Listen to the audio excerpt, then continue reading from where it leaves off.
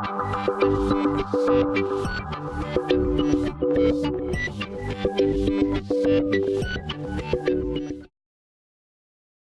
welcome everybody. I'm Glenn McRae. I'm the outreach manager here at the TRC. Welcome, Richard. Hey.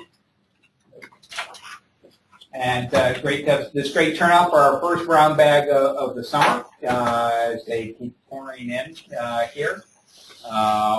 There's a chair down front here, and I think you want to grab another one from in back. That'd be great. We'll do what we tell all our other guests not to do here.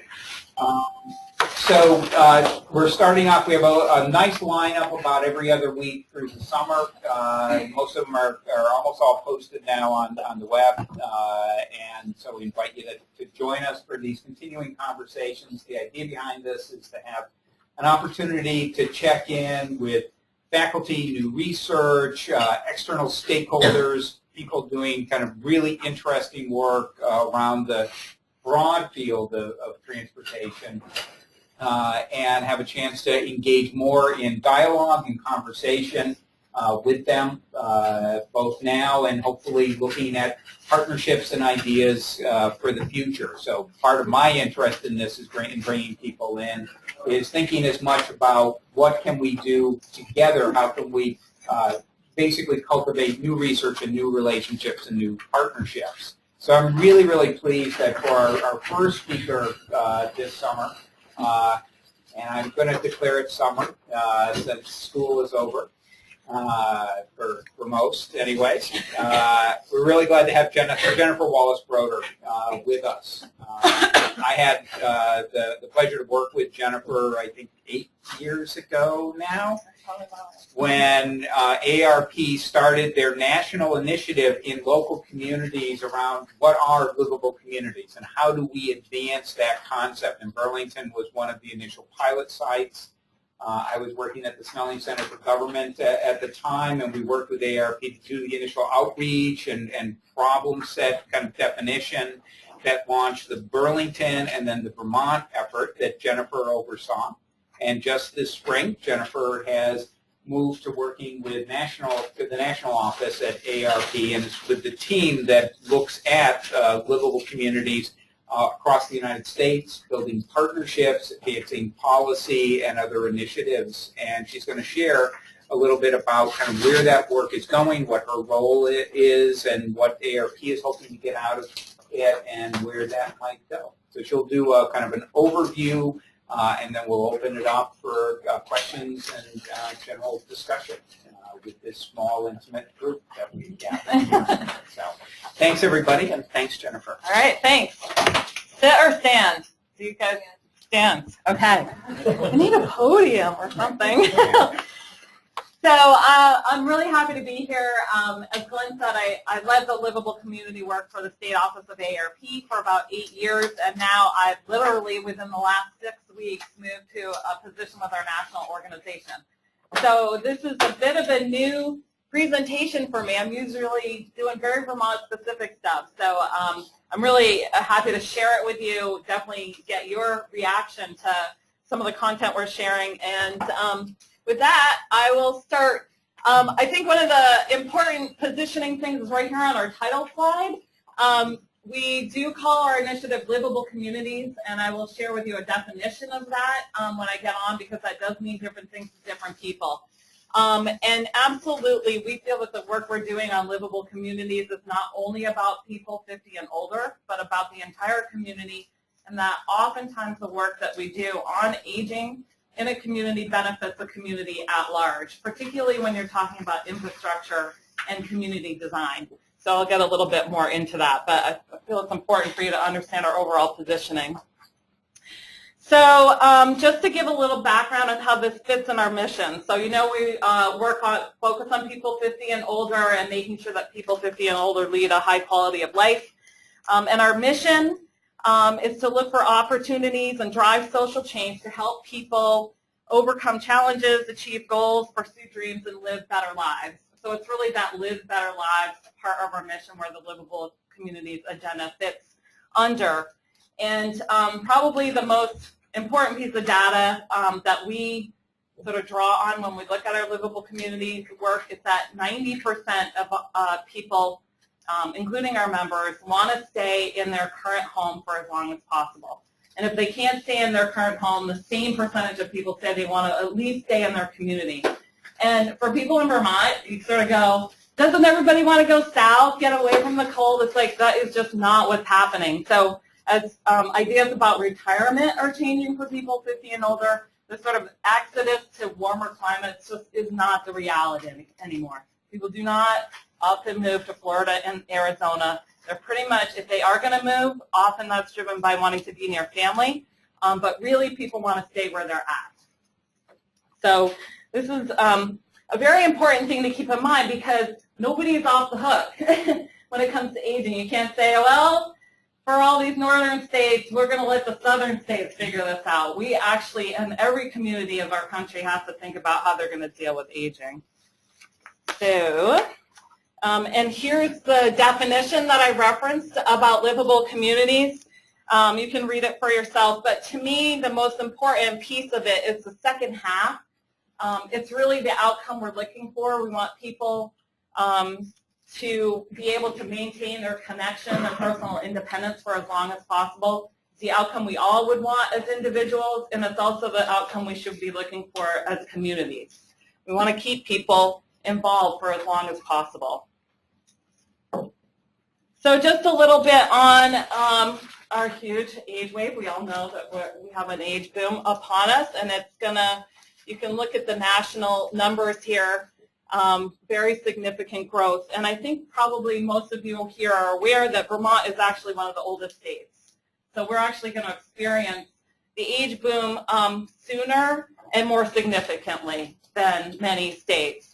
So by 2030, 24% of Vermonters are going to be 65 and older, compared to just 19% for the country at large. And we're about, well, is it about 13% right now? 13, 14% right now? Yeah. So that's a pretty significant increase, about 10% increase in Vermont. We're just one of 7 states with a median age over 40. And we're 3rd in the nation for percent of people over 50 and 5th in the nation for people over 65. So we're definitely an older state. But how many of you would put aging as one of, say, the top 10 priorities of the state of Vermont? Like, from what you hear in the news and what you hear from policymakers.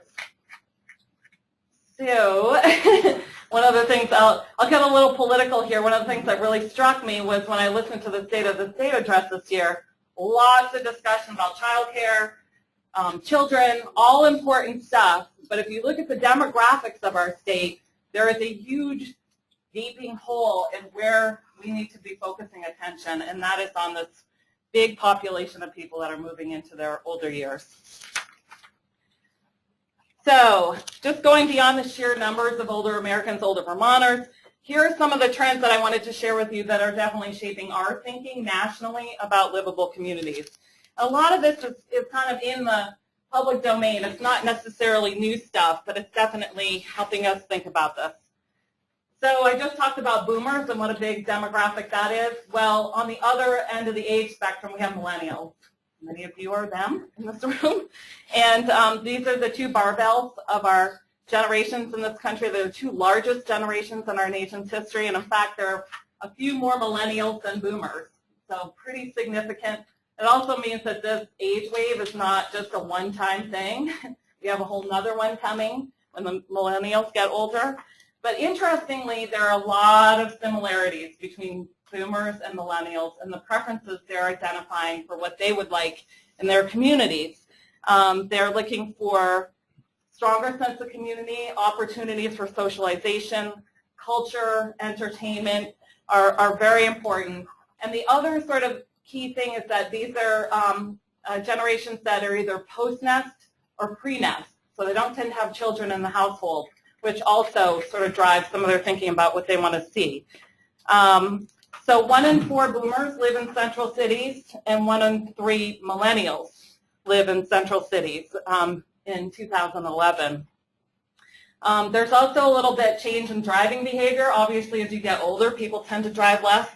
But there's also a very interesting trend, and I might be speaking to the choir, but younger people are driving less, lower car ownership, and definitely driving less.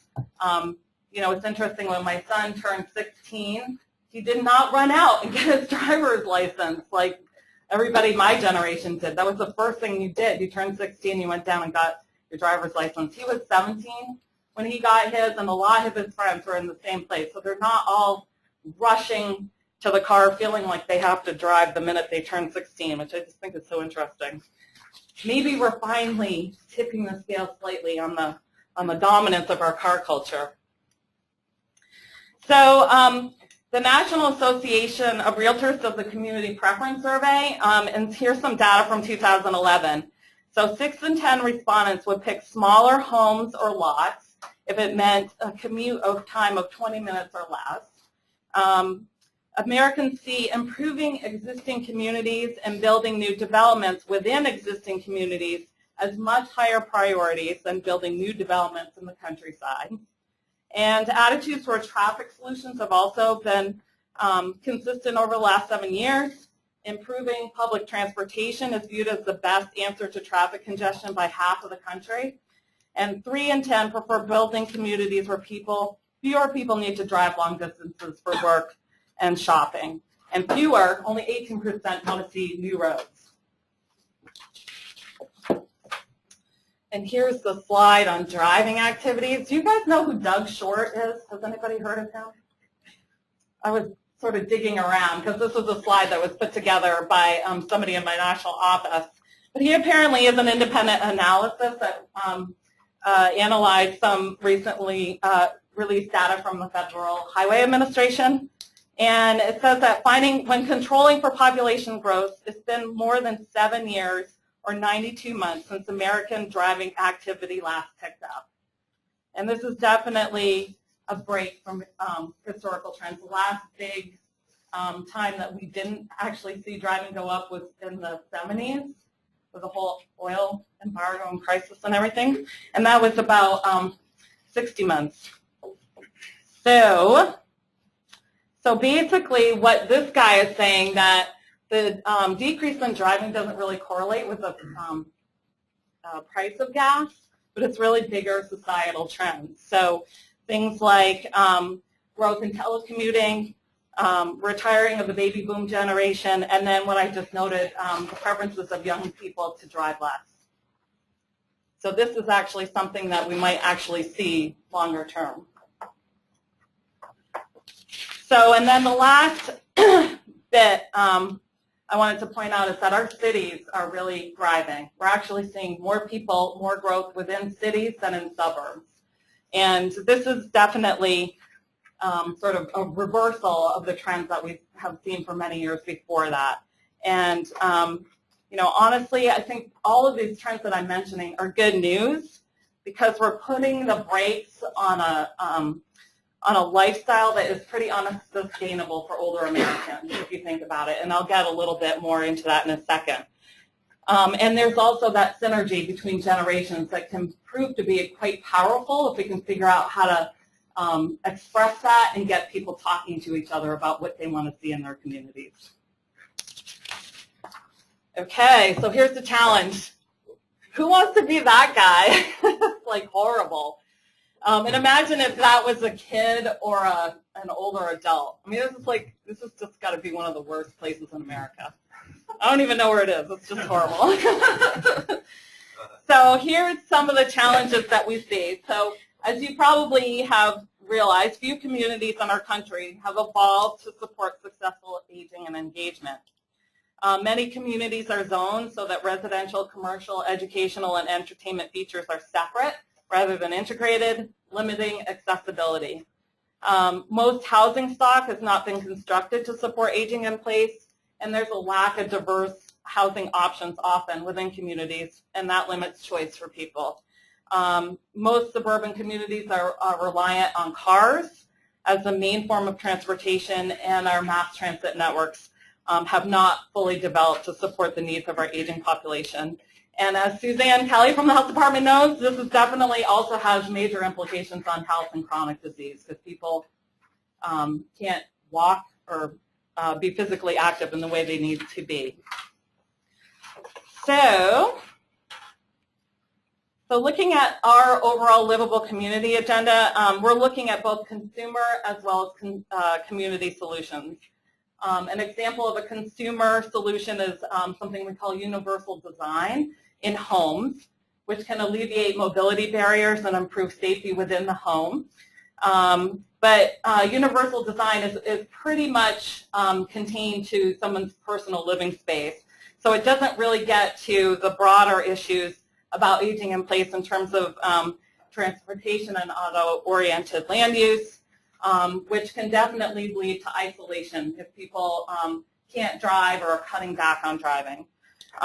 Also, a lack of accessible and affordable housing with access to services may force some older adults into institutions such as nursing homes, adding to already high healthcare costs. So this is where we really need to look to community solutions, and we're really focused at AARP on innovations in housing, transportation, and land use policy, and these are all within the realm of our livable community agenda. So AARP's work on livable communities pretty much falls into three major buckets in terms of the type of the work we're doing. First of all, we're trying to build capacity and resources to be a go-to source of information for local officials and community activists. So we last year developed a website. This is something I worked on for AARP nationally. It's the first of its kind repository of livable community resources from a wide range of sources from all over the country. This is definitely something in talking with national partners that was missing in terms of a resource in the field, and it's basically, we worked with a consultant that scoured the nation for all sorts of things like community plans, state plans, research, funding initiatives, implementation guides, all sorts of resources that we think would be helpful to a local official, whether they're just starting to think about these issues or whether they're far along and are looking for ways to implement or fund initiatives. So this is a really good resource. We have a Public Policy Institute, which some of you here have interacted with, and they develop evidence-based policy analysis and solutions on issues that affect the ability of people to successfully age in their home and communities. We rely very heavily on them in terms of providing a foundation of understanding and analysis on these issues. We do national thought leadership. We partner with national organizations and we convene national stakeholders around these issues. And then we have state offices in all 50 states plus DC, Virgin Islands, and Puerto Rico. 36 of the state offices are actually doing work on livable communities in one way or another, either at the state, regional, or local level. We engage our state office staff and volunteers. And as Glenn said, I led that work here in Vermont.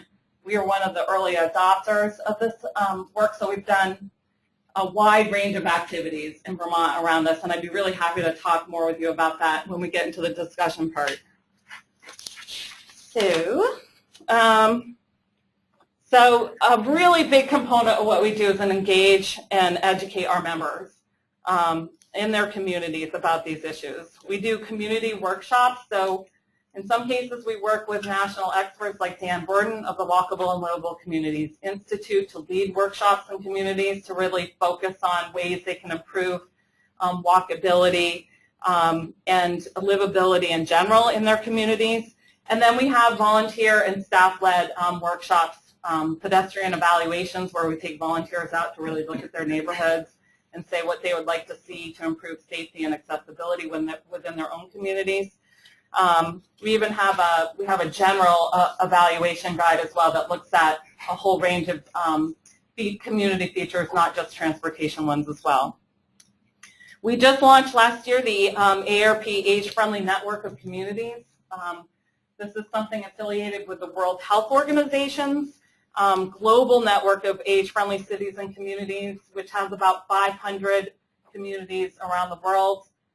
involved. It's a program that is really quite useful, I think, to local communities that are interested in engaging in this way, because it's got a pretty well-defined framework and key issues already identified, so a community can plug in relatively easy to a process, and some of the thinking that goes into what you would want to do to make your community more livable has already sort of been defined.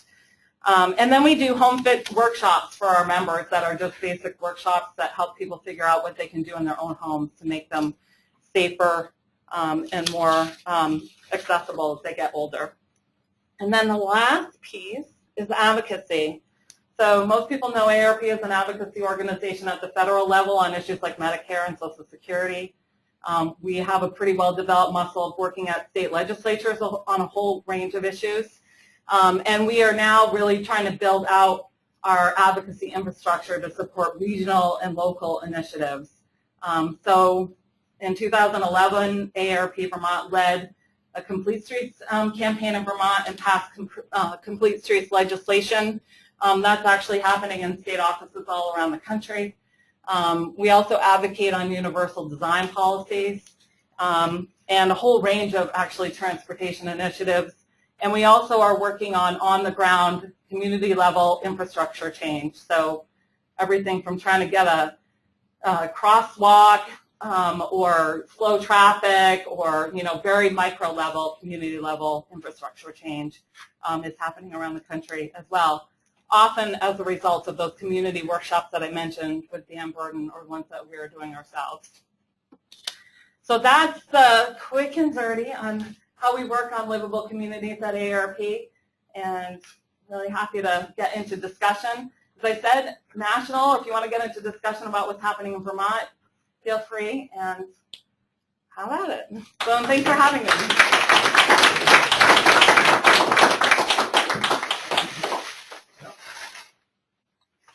You could probably sit down. Okay. Yeah. Thanks, Jennifer. I know we had talked before about Before you go on, look, if people could just, since we don't all know each other, one of the things that happens, it's a good chance to introduce yourself and your affiliation. That'd be great. Sure. I'm Will Rowe. I work with the Department of Disabilities, Aging, and Independent Living. I'm also part of the Governor's Commission on Successful Aging, which includes a focus on livable community development. And I know, Jennifer, we had spoken before about, I think, a fairly recent tool that was developed, I think, by MedLife on assessing communities for livable community qualities. I think all of this is very good, but for me, the starting point is always, what do we have? What are we working with? And do you know that tool, or are there AARP tools that can help a group say, this is what we're starting with? Yep, there are assessment tools from a variety of sources, and it really depends on whether you're looking holistically at, sort of the big picture of housing, transportation, land use. So, for example, AARP does have an assessment tool that sort of looks at a bunch of features besides just the transportation.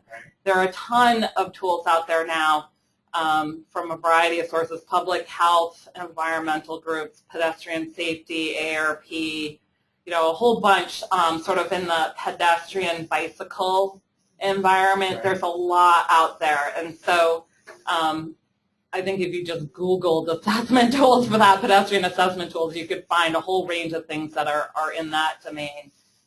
So there is a lot out there, and I would agree with you. The age-friendly network of communities does sort of have that component on the front end of assessing need or assessing your community. I think that's a very key component. So just adding to that, because I mentioned this to you, I think, the other day, I'm Suzanne Kelly. I'm here from the Vermont Department of Health Obesity Prevention Program, and I work on our Healthy Community Design initiative to increase walkability, bikeability, physical activity, and access to healthy food.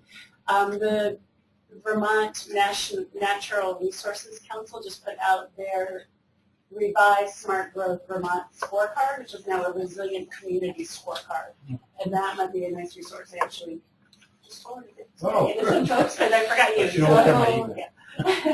Right. So I think one of the key things is that, it doesn't have to necessarily be about aging to be relevant to aging. So you definitely can use tools that are going to generally speak to accessibility, pedestrian safety, and those types of issues. And some groups are going to respond to different types of assessments. So if you're working with environmentalists, they might want to work with something that's coming from that group. So there's a lot out there. It all is related and relevant to a variety of issues. So.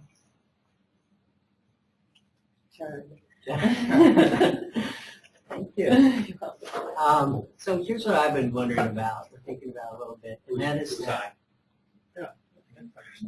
Me. I'm Richard Watson. I'm a researcher associated with the Transportation Research Center.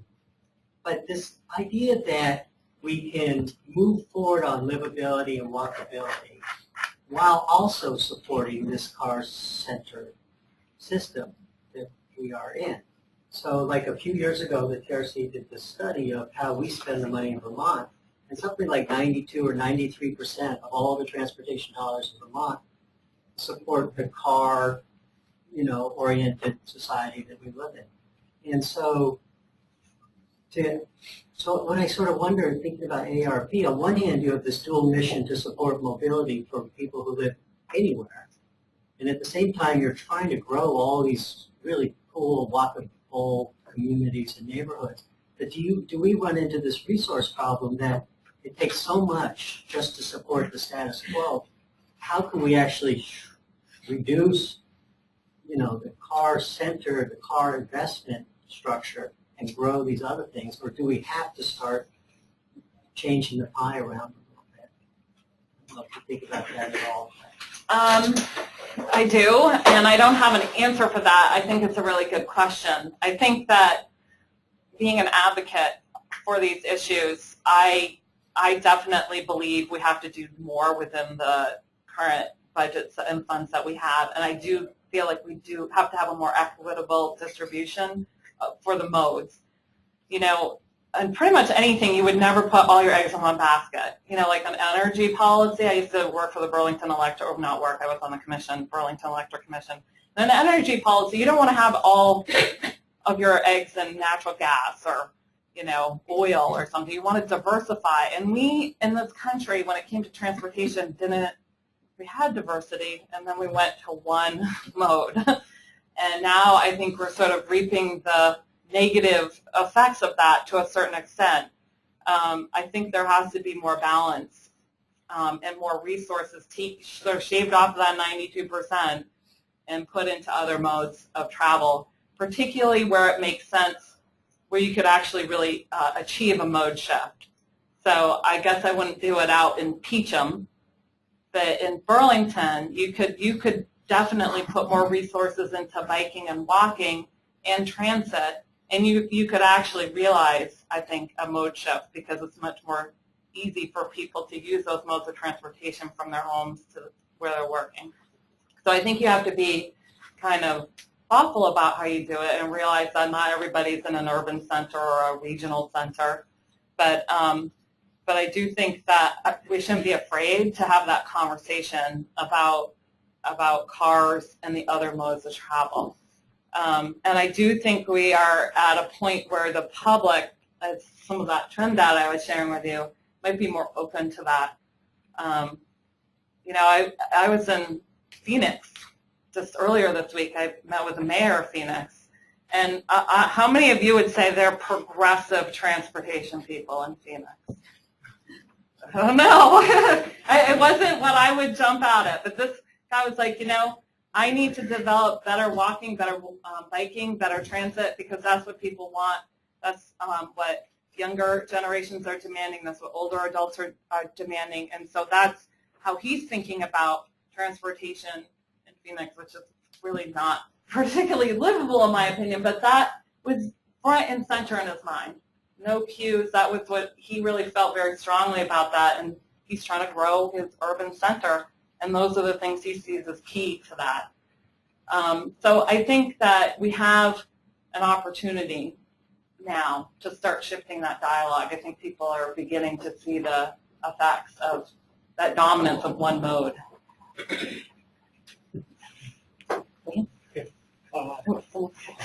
I'm Wayne Sendell. I'm editor of plannersweb.com, which basically goes to citizen planners across the country. My question is, I mean, you had mentioned sort of the connections or between millennials' interests and boomers' interests. As an organization, what does AARP do to make those types of connections? I mean, there's no association of millennials yet, unless you're going to be forming one. I mean, Well, how do you get the intergenerational dialogue or right. connections going? Well, there are some organizations that are sort of naturally oriented to one population, say Safe Routes to Schools is a good example. They're working on trying to get safe environments for kids to walk or bike to school. So that's a group we work with nationally, and we did here in Vermont as well. They're honestly a really important source of information and advocacy is the bike and pedestrian advocacy organizations, of which there are many, and tend to be younger, but there's a lot of commonality in the goals, and obviously they're looking for the same type of infrastructure to support those modes as we would advocate for. So, so there are opportunities. Yeah, there isn't an AARP for millennials yet, but so if you think about the organizations that are working on common interests, you often sort of, it is intergenerational just by the nature of the people that are engaged on particular issues. So, Hi, Megan Cope from the TRC department. Actually, coming off your comment, I wonder too, Jennifer, how, you know, I do a lot of work with kids and youth, and a lot, of course, as we've talked about, many of the same issues. But one of the constant frustrations is in dealing with data, especially things like transportation data that are often oriented around commuting. Mm-hmm. And if you're looking at populations where maybe some but not all of them are oriented towards, you know, the sort of daily commute, and certainly with kids and many older people that's the case, I wonder what kinds of things you've done to try to diversify the data that you use so that you're getting out of the just the commuting style approach that a lot of these are collected around. I know that a lot of the data we crunch in terms of the national data that's collected is not around commuting, although I'm not well versed enough in it to like really speak to it. So we definitely try to look at travel patterns for older adults, for sure. But I do think, you know, what came immediately to mind when you started talking to that, it's really how do our agencies of transportation measure their performance, right? So, and that's a huge issue actually, and it's so in the weeds. It's like, wow, you're like really in the bowels of transportation policy when you get into that level of how performance measure for our roads. So are we measuring how many cars move from point A to point B as quickly as possible? Or are we looking at other things, like how the road performs for bicyclists, pedestrians, and transit, all other users? So I think that, you know, sort of getting down to that level of analysis is important because the engineers are looking at building to meet certain performance standards.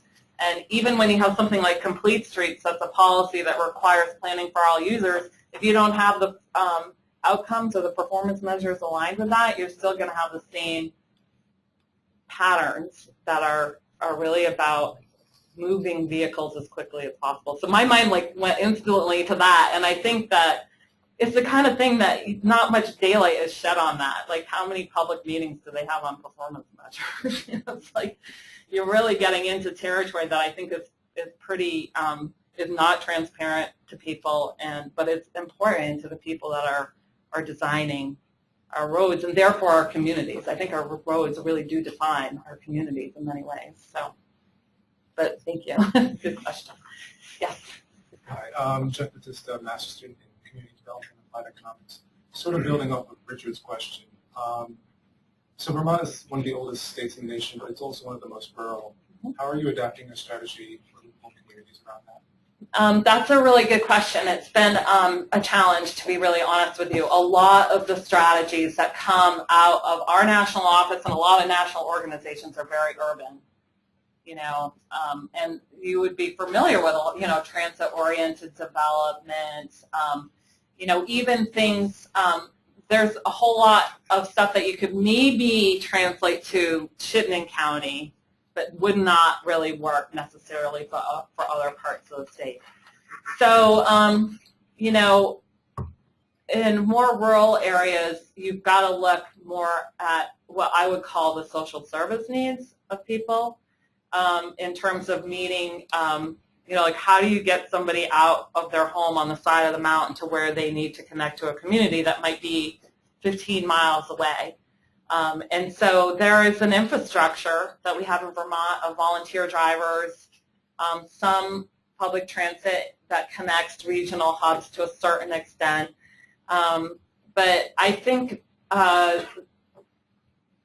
there's not like a ton of strategies that a community can pick from, like when you get to the more urban stuff, there's lots of different ways that you can do bike lanes and pedestrian environments and building the community be a walkable place with lots of destinations. When you get into the more rural areas, there's just not a ton of stuff. Yeah. One thing that I think about is Vermont's planning goals, and if you look at the regional planning commissions and what some of their goals are to really maintain mixed-use designated downtowns and preserve agricultural land. So I would say that what we need to be thinking about are what are the long-term plans in a lot of our rural towns, thinking about what is the population going to look like in 10, 20, or 30 years. Will more people be moving in? And as they move in, do you have things in place to prohibit suburbia being developed, or are you really going to look at continuing to preserve the downtowns? So right now, some of those towns might not be doing much, or there's not much for them, but I think people should be thinking long-term about what will happen as people start moving more to Vermont and population changes. Right. I think that suburban development is very important because people who are living in suburban areas or more far-flung areas who are in their, they bought their house in their 30s or 40s, most of them are going to think they're going to be there, right? If you look at the data we have, 90% of people want to stay in their home. So even though they're not older now, they will be, and so that pattern of development is just going to keep working against us until we can somehow, as a society, say this is not sustainable. I would say if once you put people somewhere, at some point they're going to need services to get them somewhere. It might not be now, but it could be in 20 or 30 years, and communities need to be thinking about that. Either they can adapt at the time, or they can think ahead and be more thoughtful about how they plan now. Hi, I'm Austin Troy. I'm director of the Transportation Research Center. Nice to see you. And I also am a professor in natural resources. So my question is about schools. So you had mentioned earlier that what's good for people over 50, retired people, is good for livability in general. But in my opinion, one of the most important determinants of sort of urban vitality and livability is school quality, because that sort of determines who's going to choose to live there and who's going to vote with their feet. So I wonder if that's something that AARP is involved with, because it is an issue that technically directly does not involve retired people. Most of them don't have kids in school, but yet indirectly it impacts them. So is that something you guys work with? And on the other hand, there's also the question of often retired people, along with young, pre-kid families, are the ones who are the pioneers into urban communities that have maybe been neglected previously, and so they maybe set the stage for future families to move in. So I guess, to what extent are you dealing with these issues around the schools? We don't work on education issues, and it's partly because we sort of have to draw the line somewhere. Yeah. I think, as an organization, you could probably draw a connection to almost every issue in America. And so we strategically focus, we don't get into educational issues. In some cases, our members really want us to work on tax policy and get them off the hook for paying property taxes, which is a really, in my opinion, dangerous territory to go into because it definitely sort of opens up that sort of intergenerational divide instead of something that brings people together. So we've kind of resisted that here, but it's definitely been something that's come up in other states. And I think it's, when we've done focus groups with our members in Vermont, for example, that is the top issue, is property taxes. So we tend to not actually engage on educational issues, but I totally agree with you. You know, just I think that is an important thing. It would be really interesting to see what all those millennials that want to be in city centers, if they actually stay when they start having kids. Is it still an environment that works for them as a family instead of young people that just want to, you know, have access to everything, have the ability to do whatever they want? Will there be the good schools and the open space and the safe streets and all those things, safe neighborhoods that they need to raise a family? I think it's the key issue. Yes. Hi, Brian Lee in Civil Engineering faculty. I want to ask you a two-part question that you sort of touched upon already, but the first part is regarding your constituents across the country. So the group of 65 plus that you talked about that's growing, what's the distribution, the geographic distribution of those people, you know, in terms of how many of those people are living in what you would call livable communities currently? And then the second part is really about your, one of the goals of your organization for aging in place. So if you have a certain proportion of people that's already living in livable communities, we assume, okay, they're doing well, but then there's a proportion of people who aren't, right? So, you know, you talked about the idea of moving and how people want to stay in place, but there's, you know, almost a contradiction there, and there's got to be interactions between the state plans and the town plans and personal plans within each household, each individual, how they make that decision. And where do you come in terms of the proportion of people who don't live in a livable community, and how do you encourage them on one hand or help them to stay in place, but then eventually get them to places that are livable or make those places livable, you know? Right. I wouldn't say that we've done anything directly or explicitly to encourage people to move from one place to another. I think by sort of representing what we consider to be a livable community, I suppose it's inherent in there, but it's not explicit. I think the big issue that we focus on are suburbs, because the suburbs are definitely aging. And that poses a lot of challenges, because you really have to, in many ways, retrofit suburbs if people are going to stay there to make them more walkable, more livable, have more services available to people. So ideally, people would sort of get what they would think ahead and say, am I going to be able to get around, interact in the way that I want to in the community I'm in? And if they can't, they think about moving. And some people are doing that. That's where I think you're seeing some of that in migration to cities, because people are saying, I want to get rid of a car. I'm sick of driving my kids around to every sporting event. I want to be able to walk to the things I like to do, to the grocery store, to cultural events, things like that. So I think you are seeing that in migration to a certain extent. But, you know, in places like Vermont, I think it's really challenging for someone that's been at home on a farm, for example. It's maybe their only asset. They have such strong ties to that. To convince them to move somewhere else, I don't think that's something that we would necessarily do. We would then be looking at policy solutions for that type of person that is more isolated just by the nature of where they are. And that's where you get into things like volunteer driver programs and things like that.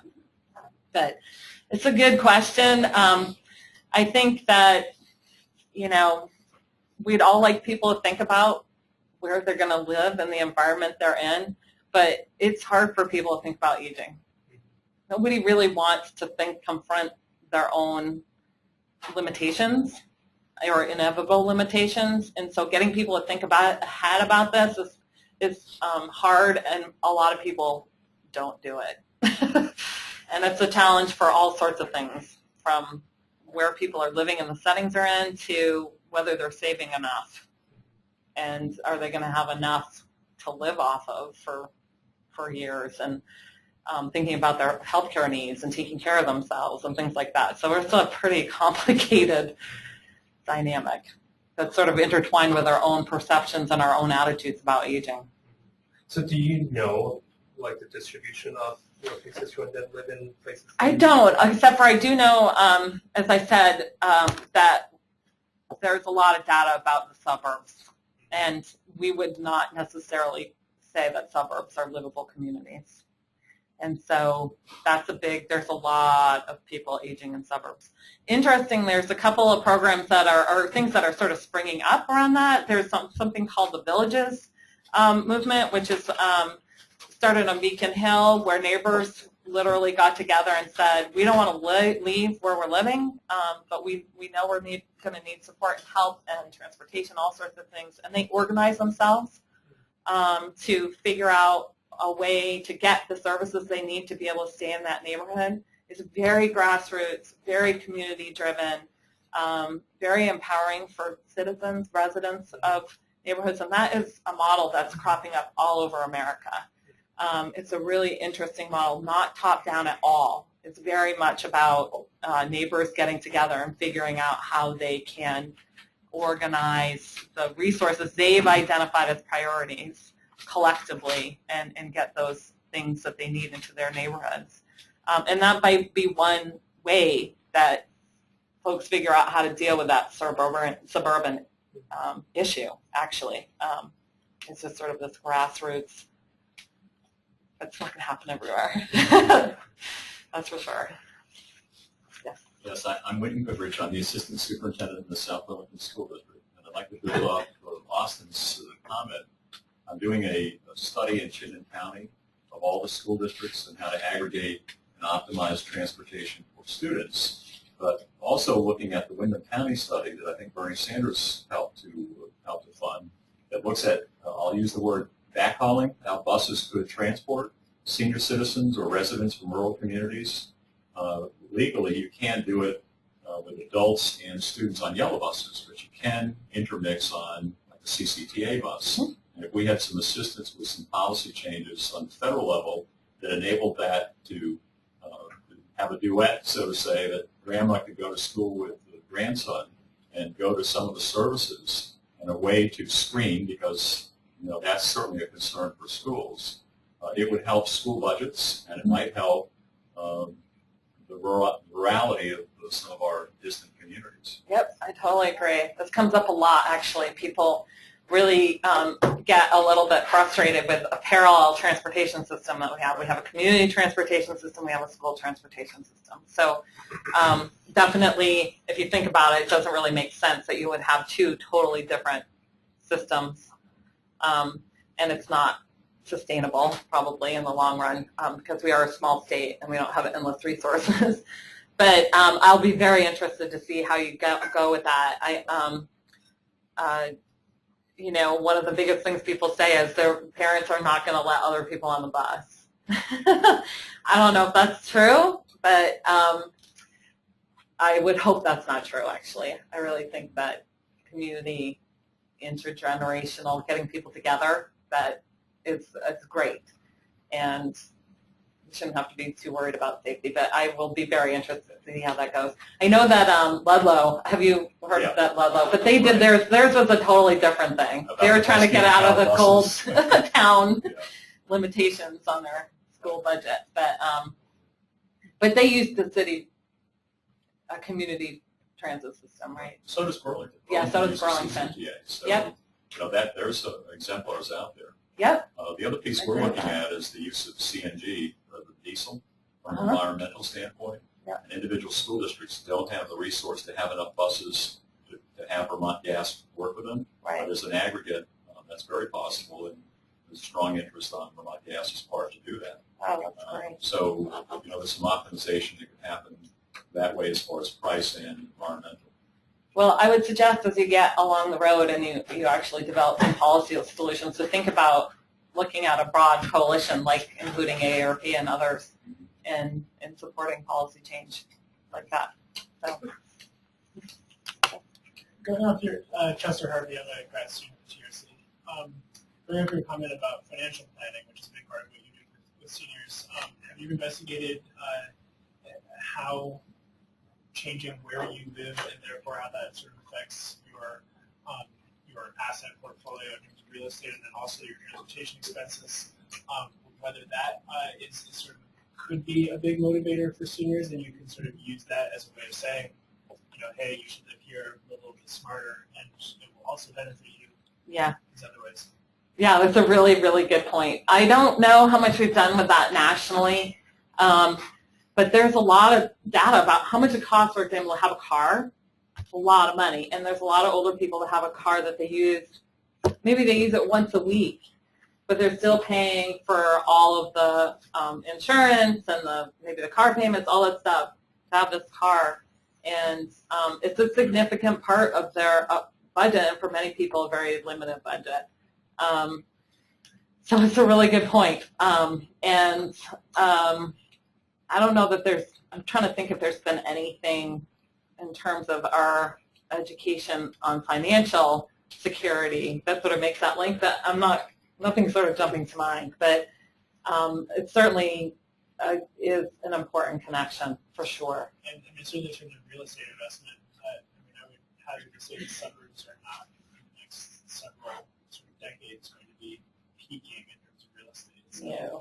And there's actually, does anybody remember, there was a study that came out a couple of years ago where they looked at the true cost of housing, where there's, housing in closer to where work is and all the services might be more expensive to purchase, but when you factor in transportation costs, it actually ends up being cheaper in the long run from homes that tend to be cheaper farther out. I can't remember what that was, but they actually had, you got this, I forget who did it. You go CEOs for cities.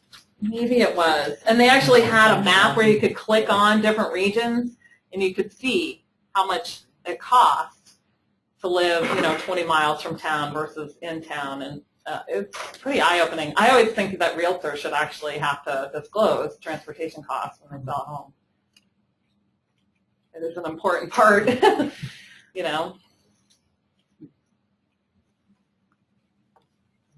On those lines regarding transportation costs for rural folks, I've heard, very minimal data points that a lot of times people in rural areas are better at managing their travel and coordinating multiple stops and trips better so than urban counterparts. So I'm just curious about maybe your thoughts on rural not being necessarily a geographic space or place or location, and more so just about the habits and the mindset of those people, in that someone who in a rural area, say, makes one trip per week into town, buys all their groceries, so they're actually traveling a lot less than someone in Burlington who hops in their car and makes 5-6 trips a day to whatever stores just because they're convenient and actually travel Y amount more miles. So maybe it's not more about space, it's about habits. Yeah. It probably is. People are probably more thoughtful about that, particularly when gas prices go up. It makes it harder for people to afford where they're going. I think that is a valid point. Do you have any data to suggest how, because you said you have a number of surveys that you ask people how they feel about different things. Do you have enough data over the course of fluctuations in gas prices to say how those responses change given the cost of transportation? I don't know if we have long-term data. AARP, we did do some, when there was a spike in gas prices a few years ago, there was a bunch of number of surveys that we did that definitely showed a correlation in driving. Obvious public transit providers actually saw a really big uptick in ridership when gas prices went up. Although it does seem like maybe there's, even though gas prices have been pretty close to what they were at that point, I think people are getting more used to higher gas prices, so maybe you don't have that that spike that you had, I think it was like 3 or 4 years ago. But definitely gas prices, I think there's lots of data that shows that gas prices affect in terms driving of, patterns. Like, I want to stay where I am versus I want to move. Like if those changed with the gas price change. I don't know that we've looked at that, to be honest with you. And then there must be a lot of data on vehicle miles traveled between urban and rural areas too, yeah. The problem is that people are so locked in that even if gas prices go up, how else do you get around? So the elasticities aren't as great as you would think. Yeah. Something like $1 makes a 10% change. So that's a pretty big jump to make that kind of change. Right. And, you know, the people who can choose transit, like, you know, this beautiful slide here, yeah. But most people can't. Right, they can't make that. They don't have the options available. Right. I've been telling the students in my class, how many of you think this is crazy? People outlive their ability to drive by something like 7 or 8 years. Mm-hmm. So all the time your parents have been driving you around, think about you're going to be the one driving them around. Right. Maybe that helps them get the think about it. I don't know. You know what happens is people ask for rides they have to have. So they get rides to the doctor, they get rides to the dentist, very essential appointments. But they don't ask for rides and then so don't do all the things that we feel are important to our quality of life. You know, going to the movies, going shopping, getting your hair cut, seeing friends, family. And that's actually really the big concern that we have as an organization because that directly affects health and outcomes, health outcomes and quality of life outcomes for people. So we're good at asking for the very essential things we need. I'm just wondering, you know, a lot of us have replaced mobility with telecommunications and other virtual ways of shopping and telecommuting and all kinds of stuff. And I wonder if AARP has sort of explored that, particularly thinking about the rural question in terms of expanding people's virtual connections as somewhat of a replacement for the face-to-face stuff. Yep.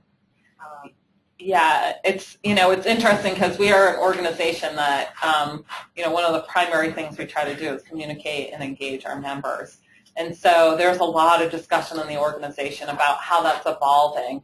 And honestly, a lot of the ideas that people have about older people and technology are really not actually true. They're actually pretty connected. How they use technology is sometimes different than younger cohorts, but a lot of people are pretty connected. They're connected on Facebook. They're connected on different social media platforms.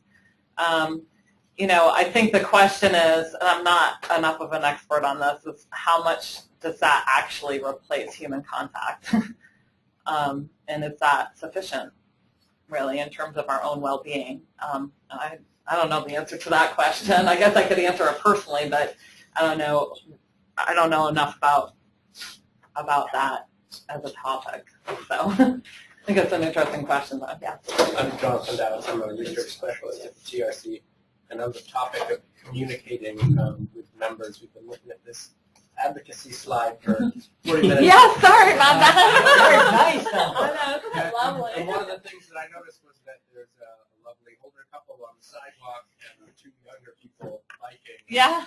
One of the things that we're interested in as a research question is how do you expand the group of bikers?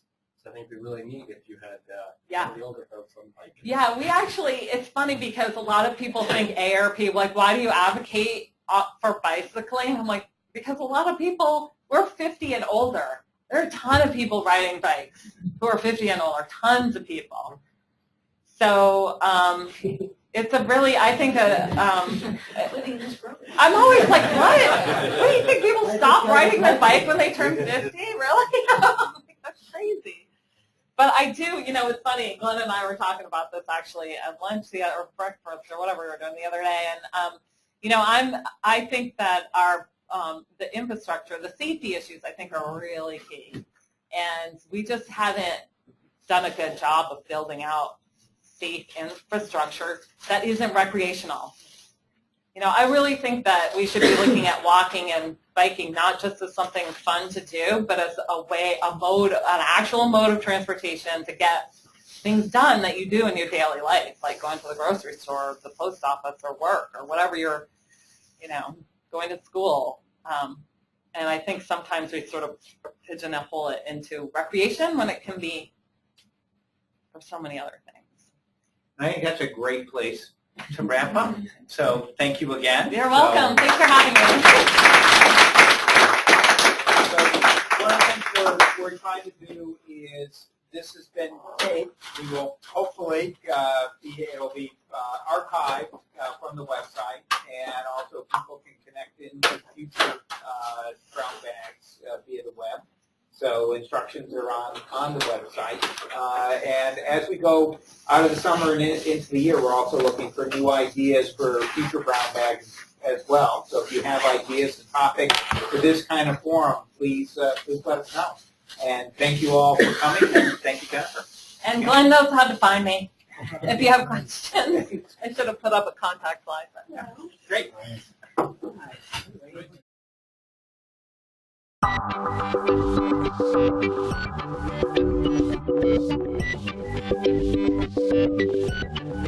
you.